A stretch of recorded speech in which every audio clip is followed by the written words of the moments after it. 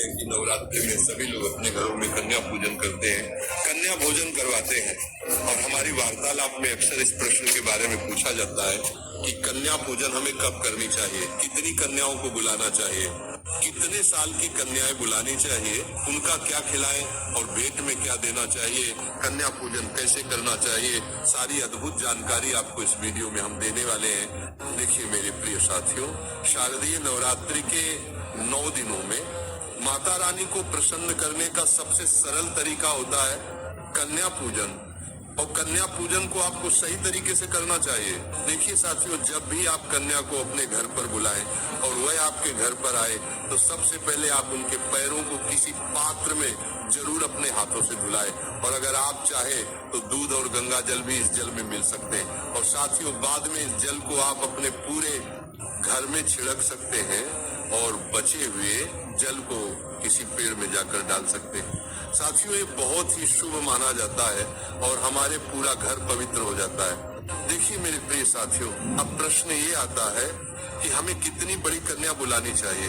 तो महाराज, आपको छोटी से छोटी कन्या बुलवानी चाहिए, जैसे 2 साल की बच्ची हो या 5 साल की बच्ची हो। और वैसे तो 10 साल तक की कन्याओं को आप कन्या पूजन के लिए बुला सकते हैं, पर अगर 5 साल से काम की कन्या बुलाए तो और ज्यादा अच्छा रहेगा। अब अपने जैसे ही उनके पैर धो दिए, उसके बाद में आप सभी कन्याओं को टीका लगाए, उनको अक्षत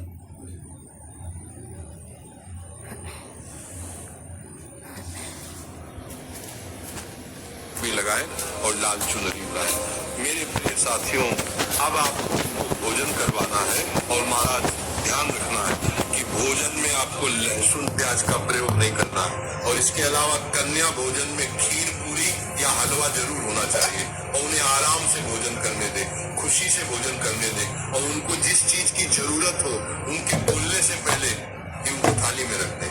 और साथियों, जब कन्या भोजन करने के बाद आप उनके हाथों में कुछ भेंट जरूर दें। वैसे कुछ अनाज दिया जाता है, आप चाहे तो एक पन्नी में गेहूं या चावल कोई भी एक अनाज को रखकर सभी कन्याओं को जरूर दें। ऐसा करने से हमारे घर के धन के भंडार भरे होते हैं। और साथ ही में आप कोई फल जैसे केला या सेब और कुछ पैसे भी उनके हाथ में जरूर देकर भेजें। मेरे प्रिय साथियों, अब हम बात करते हैं कि आपको कन्या कितनी बुलानी चाहिए। तो देखिए, वैसे आपको 9 कन्याओं को बुलाना चाहिए और साथ में एक छोटे लड़के को भी जरूर बुलाना चाहिए, जिसको हम लंगागुर बोलते हैं। और इस चीज का थोड़ा ध्यान रखना है। और साथ में जब भी आपके घर से कन्या जा रही हो, आपको उनसे ये जरूर बोलना कि बेटा आते रहना, कल वापस आ जाना। और साथियों, आप ऐसा ध्यान रखना कि जब आपके घर से जाए तो बहुत खुश होकर जाए, कोई भी कन्या दुखी होकर ना जाए। और जब कन्याएं आपके घर से जा रही हो तो आप उनके पैर छूकर आशीर्वाद जरूर लें। और घर के सभी सदस्यों से भी बोले। और जाते समय आप उनको खेल खिलौने दे सकते हैं, गुड्डा गुड़िया दे सकते हैं जो उनको पसंद हो, जैसे चूड़ी, कंगन, कलर्स, रबर बैंड्स, बहुत प्यारी प्यारी चीज आती है जो आप उन्हें गिफ्ट में दे सकते हैं। और कन्या पूजन में सबसे ज्यादा जरूरी होता है उनके पैरों को धुलवाना, उनका तिलक करना, उनकी चुनरी उड़वाना, उनके पैरों का आशीर्वाद लेना और जाते समय उनके हाथ में कुछ तोहफा देना। तो साथियों, इन चीजों का विशेष रूप से ध्यान दें। और मेरे प्रिय साथियों, हम तो ऐसा ही आशा करेंगे कि आपकी ये नवरात्रि बहुत ही ज्यादा खास रहे। मेरे प्रिय साथियों का आखिरी में ये प्रश्न आता है कि हमें कन्या पूजन कब करना चाहिए। तो देखिए साथियों, विशेष रूप से नवरात्रि के 9 दिनों में से आप किसी भी एक दिन कन्या पूजन करवा सकते हैं, आपको पूरा फल मिलेगा। पर कन्याओं का पूजन करने का नवरात्रि में 2 दिन बहुत बड़े माने जाते हैं, अष्टमी और नवमी तिथि, क्योंकि इसी दिन लोगों के घरों में अष्टमी और नवमी पूजी जाती है। और ज्यादातर लोग अष्टमी के दिन ही कन्या पूजन करवाते हैं। तो आप चाहे तो कन्या पूजन अष्टमी या नवमी के दिन भी करवाएंगे तो भी कोई परेशानी नहीं। बाकी 9 दिनों में से किसी भी एक दिन कन्या पूजन करें, कोई परेशानी नहीं। और कन्या पूजन आप किसी भी दिन सुबह 8 बजे से दोपहर 12 बजे के बीच में हो जानी चाहिए, क्योंकि यही शुभ मुहूर्त होता है। तो मेरे प्रिय साथियों, अब हम आशा करते हैं कि आपको आपके सभी प्रश्नों का जवाब कन्या भोजन से जुड़ा हुआ मिल गया होगा।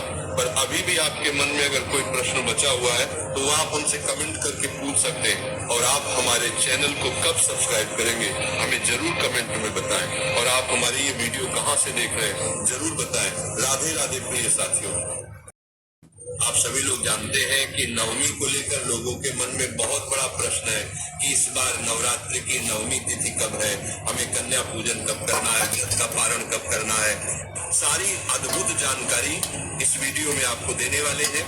देखिए साथियों, इस बार शारदीय नवरात्रि 9 दिनों की नहीं बल्कि 10 दिनों के हैं, इसलिए इस बार लोगों के मन में अष्टमी और नवमी को लेकर बड़ी असमंजस की स्थिति है। और इस बार नवमी कब है और हमें इसका व्रत कब रखना है और कन्या पूजन कब करना है, इसका शुभ मुहूर्त क्या है। क्योंकि साथियों, नवमी तिथि बहुत खास होती है क्योंकि इसी के अगले दिन सभी लोग अपना कलश विसर्जन करते हैं, दुर्गा जी का विसर्जन भी होता है। इसलिए नवमी तिथि को लेकर लोगों के मन में ये प्रश्न है। तो देखिए मेरे प्रिय साथियों, इस बार महानवमी की तिथि 30 सितंबर को शाम 6:07 से शुरू हो जाएगी और इस तिथि का समापन दिन यानी 1 अक्टूबर को रात 7:01 पर उदया तिथि के अनुसार महानवमी इस बार 1 अक्टूबर 2025 के दिन मानी जाएगी। और इसी दिन जिसके घर में नवमी की पूजा होती है वह पूजा करेंगे, जो कन्या भोज करते हैं वह करेंगे और व्रत का पारण भी करेंगे। देखिए मेरे प्रिय साथियों, इस दिन जो भी लोग कन्या भोजन करने वाले हैं वह सुबह से दोपहर 12 बजे के बीच में कन्या का पूजन और भोजन करवा ले, क्योंकि यही सबसे शुभ समय माना जाता है।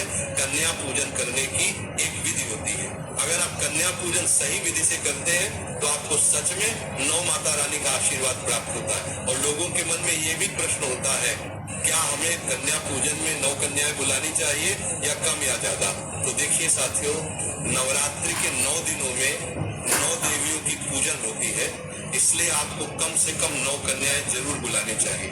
अब देखिए मेरे प्रिय साथियों, कन्याएं जो होती है वह जितनी छोटी हो उतना ज्यादा अच्छा माना जाता है। अन्यथा अगर आपको किसी कारण से छोटी कन्याएं ना मिले तो आप बड़ी कन्याओं को भी बुला सकते हैं, पर आप ऐसी कोशिश करें कि आपको कम से कम 9 कन्याएं मिलनी चाहिए। बाकी ज्यादा कन्याएं आती है तो कोई बात नहीं। और मेरे प्रिय साथियों, 9 कन्याओं के साथ में आपको हमेशा एक छोटे लड़के को भी जरूर बुलाना चाहिए, जिसकी उम्र 4-5 साल या 6-7 साल तक होनी चाहिए। अगर आप ऐसा नहीं करते तो आपको कन्या पूजन का फल नहीं मिलता। और जैसे पूजन आप कन्याओं की करते हैं वैसे ही आपको छोटे लड़के की भी करना होता है। आप एक से ज्यादा भी छोटे लड़के बुलवा सकते हैं, कोई परेशानी नहीं। कन्या पूजन में आपको शुद्धता का विशेष रूप से ध्यान रखना होता है। आप कन्याओं के लिए जो भोजन बनाते हैं उसमें खीर और पूरी होना जरूरी है।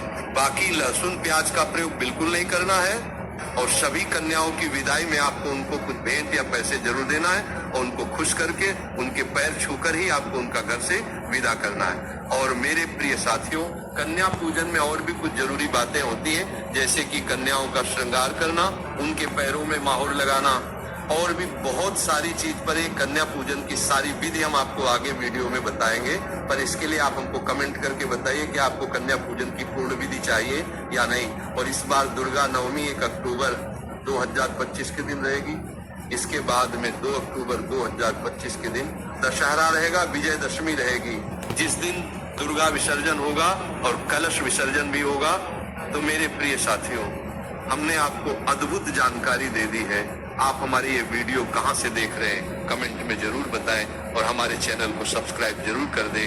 राधे राधे प्रिय।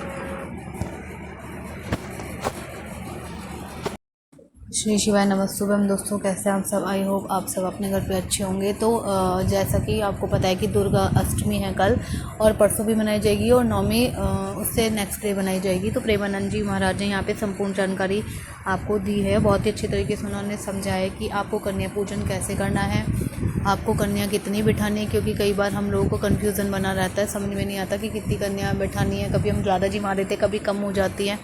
और उसके साथ जो हम कंचक जिमाते हैं, मतलब लड़का जिमाते हैं, वो हमें कितने जिमाने हैं और कब जिमाने हैं, उनकी पूजन कैसे करनी होती है, उन्हें हमें क्या खिलाना होता है, प्रसाद में हमें क्या देना होता है, उन्हें हमें कैसे पूजना होता है, कैसे उनकी भगत करनी होती है। तो सभी आपने प्रेमानंद जी महाराज जी के मुख से सुना है। तो उन्होंने बहुत ही सुंदरता के साथ यहाँ पर समझाया है, तो आप सभी लोगों को समझ में आ गया होगा। और उन्होंने यहाँ पे साथ साथ ये भी बताया है कि उनको आप प्रसाद के रूप में क्या दें, क्या घर में आप बनाएं, उन्हें किस चीज़ का भोग लगाएं और उन्हें गिफ्ट के तौर पर आप उन्हें क्या दें और उनकी विदाई आप कैसे करें। इसी के साथ साथ उन्होंने ये भी बताया कि दुर्गा अष्टमी कब है, दुर्गा नवमी कब है और दशहरा कब है, क्योंकि किसी के यहाँ दशमी, किसी के यहाँ अष्टमी होती है, किसी के यहाँ माता की नवमी होती है और किसी के यहाँ दशमी पूजी जाती है। तो आप में से जिनको भी कन्फ्यूज़न है कि अष्टमी कब है, नवमी कब है या दशमी कब है, तो यहाँ पे प्रेमानंद जी महाराज जी ने मतलब बहुत ही अच्छी तरीके से यहाँ पे विस्तार से सभी चीज़ें बताई, सभी बातें आपको खोलकर बताई हैं। तो सभी इस वीडियो को पूरा देखें और मेरे चैनल को आप सब्सक्राइब करें, ऐसी आगे आपको वीडियो मिलती रहेंगी। इसी के साथ मेरे चैनल को सपोर्ट करें और मेरी जितनी भी वीडियोज़ हैं सभी वीडियोज़ को आप